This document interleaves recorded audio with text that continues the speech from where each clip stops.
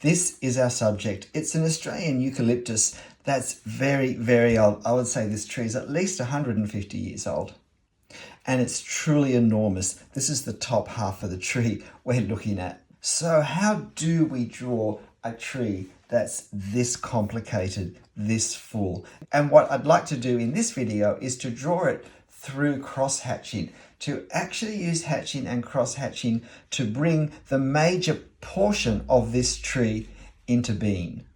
And of course, if you'd like to have a go at this yourself, there'll be a copy of this reference photo on my channel community page. And also at the end, there will be 3 or 4 minutes of my drawing of this tree in real time, if that's of interest to you. But otherwise, where shall we start? I start drawing with a 0.3 millimeter pen. I do switch to a 0.2 millimeter pen later for the upper third of the drawing where the tree sits back a bit from what's in front, from the canopy that's actually coming out towards us.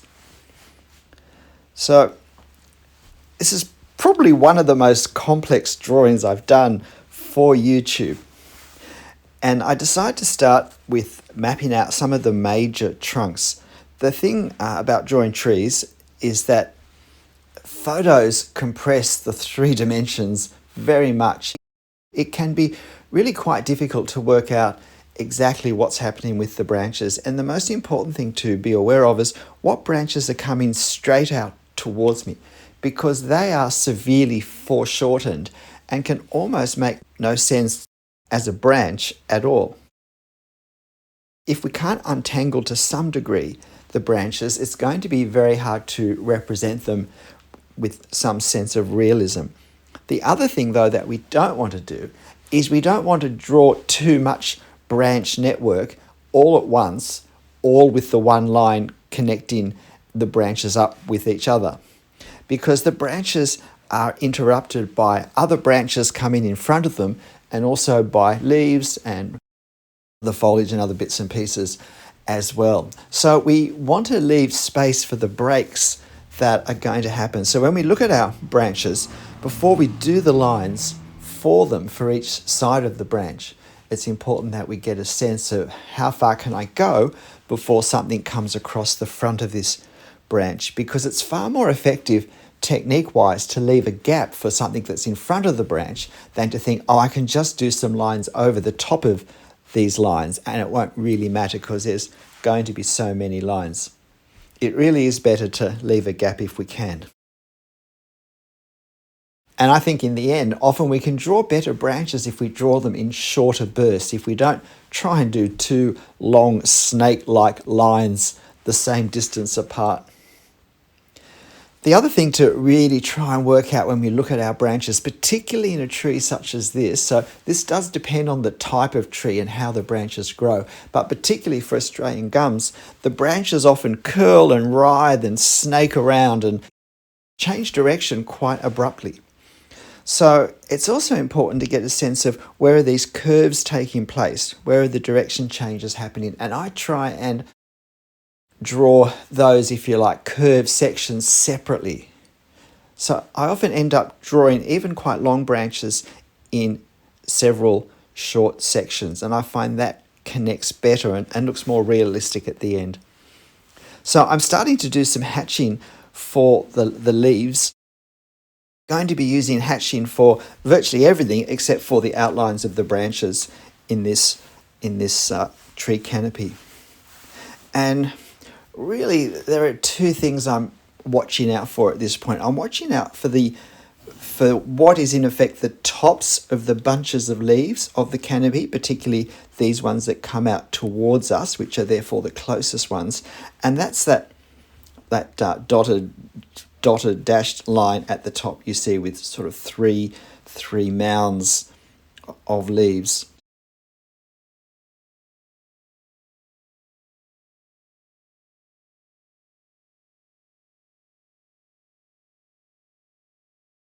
And I'm also using hatch lines to indicate the shade that's the light's causing on the canopy, which is very important for helping to define its form. But it's much more complicated in this scene because as well as the shade we have on the canopy that's coming towards us. There's also shade on canopy which is behind. Because this is such an enormous tree, there is a vast amount of foliage on the far side which fills in many of the gaps we would see between the bunches of leaves if this were a thinner or smaller tree. This is an enormous tree branching out with 3 or 4 trunks in effect from a central place in all different directions in a 360-degree direction. And so there is a lot of canopy, a lot of foliage that's simply, in effect, cast in a dark background. And so we need to reflect that too. We also need to try and use light and dark to accentuate form. So in a scene that's this busy, part of the impact of the scene is going to be the busyness of lines. We want it, in a sense, to be almost overwhelming with line, because the tree is an almost overwhelming tree, and yet we have to maintain enough visual distinction between various elements of it that we're able to recognize enough parts quickly enough to still get a sense of this is a tree, these are bunches of branches, of these are leaves, this is higher or closer to us, this part's further away. We want to be able to have some ability to recognize and structure and order in our mind the form of the tree.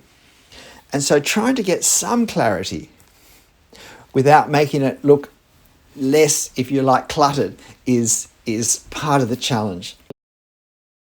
And this is very much an individual decision, a stylistic one for the artist. And it's not one that really, I think, we can decide too early in the drawing. And this is the sort of drawing where I keep just looking to see what I've done and thinking, is this enough? Is this clear enough? Do I need to make some of the darker parts darker? And it was really at the end, I decided relatively late in the drawing, which this took me about an hour to draw in real time. Relatively late in the drawing process, I thought, no, I need to make some of the darks more solid, a more solid darkness. And I really did the cross-hatching in a very concentrated way, just to create a few areas that could be anchor points for our attention when we first see it, and that would highlight the branches more clearly, because I feel like nothing says this is a tree more clearly than shapes that say these are branches. So I'm just continuing now. There's more of the same.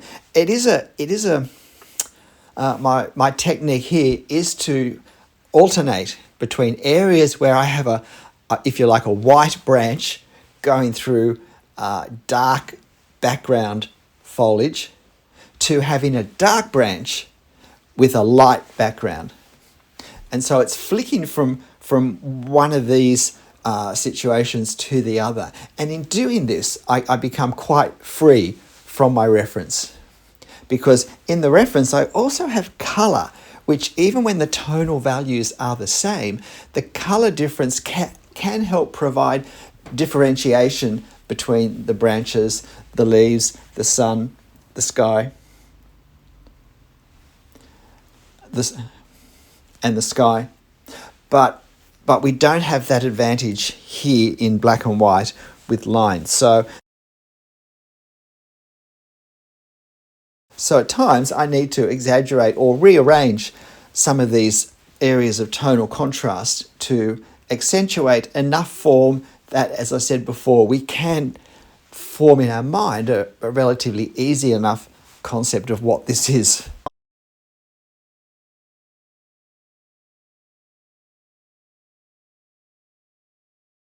So I've switched to the 0.2mm pen to do this top part of the tree, which, as well as being higher than us, so that also makes it further away, is also leaning back away from us to some degree.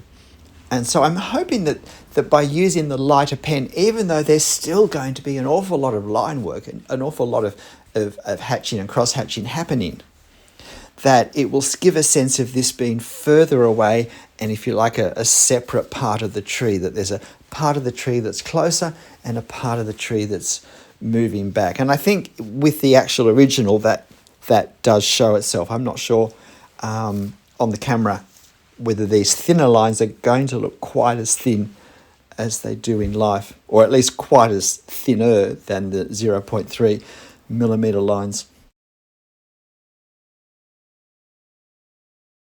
It's actually when I'm doing this top section that I start to feel like I've really got the technique now, feeling comfortable in my mind and in my fingers, and that I'm starting to draw it with an ease that is usually helpful when drawing trees. If we're tense and uncertain with our line work when we're drawing trees, it does often show, and it can be helpful to do a quick warm-up sketch of a few branches and a bit of the hatching. And I did do that, and that was a helpful thing. I did maybe 3 minutes of just some experimental playing around with line and shape and tone, as I recommend in a number of videos to do, and that certainly was useful. So now I'm doing that darker hatching. I'm cross hatching over my earlier hatching just to give a few anchor points and to accentuate some branches a bit, so that we get a stronger sense of this is a tree at just a glance. And I think it did actually make a difference. There's always a danger you go too far too quickly at this stage doing this sort of adjustment, but I think in this case it worked.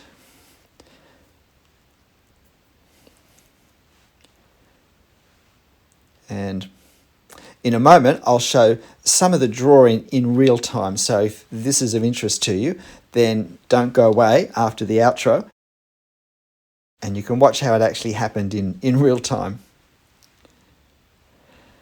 And otherwise, this really quite magnificent and beautiful tree is just about done. This is the sort of subject I painted when I first began art. And I think that experience in painting very large canvases of scenes such as this is why I took this photo. It was to do a painting of it, which I never actually did. I think it's really helped my drawing of trees. And that's it. So here's my tree. It's got me wondering whether it wouldn't be fun to get my oil paints out again and actually have a go at finally painting this tree that I took a photo of to paint so long ago. And look, it's not an easy subject to capture with line, but why not give it a go? G'day, I'm Stephen Travers. I hope this has been helpful and interesting, and I do hope you have a go drawing it, but whatever you draw and however you draw it, make sure you have fun. I'll see you next time. Bye.